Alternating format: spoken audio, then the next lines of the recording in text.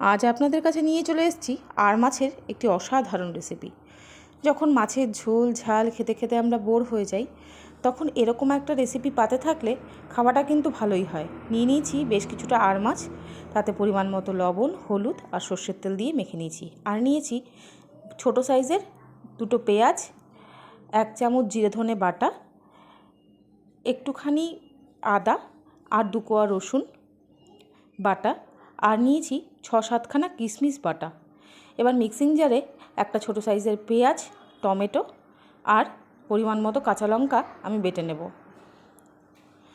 আর মাছগুলোকেও হালকা আঁচে ঢাকা দিয়ে দিয়ে ভেজে তুলে নেব। এবার ফোড়নটা কিন্তু মেন। দিয়ে দিয়েছি 2টো শুকনো লঙ্কা আর খানিকটা রাঁধুনির ফোড়ন। এই ফোড়নটাই কিন্তু এটার স্বাদকে অপূর্ব করে তুলবে। আর পেঁয়াজ যে কুচিটা নিয়েছিলাম, সেই পেঁয়াজ কুচিটা ভেজে দেব লাল লাল করে। তারপরে জিরে ধনে বাটাটা দিয়ে দেব। একটু ভাজা হয়ে গেলে দিয়ে দেব ওই একটুখানি আদা আর 2 কোয়া রসুনের বাটাটা।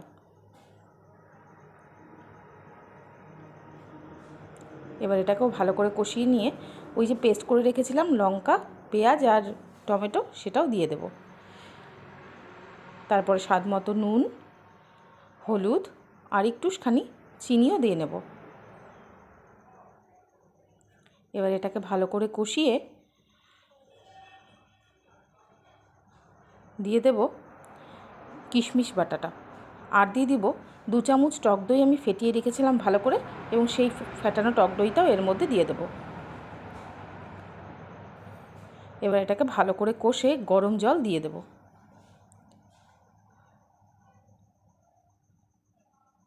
কয়েকটা চেরা কাঁচা লঙ্কা দিয়ে দিলাম।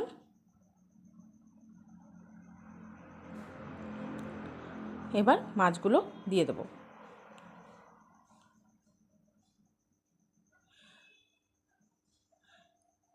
এবার একটু গরম মশলা বেটে দিয়ে দেব। বাটা গরম মশলা দিলেই গন্ধটা বেশি সুন্দর হয়। ব্যাস হয়ে গেল। আপনারা চাইলে আর একটু শুকিয়ে নামিয়ে নিতে পারেন, আমার কাছে এটাই ঠিক মনে হয়েছে।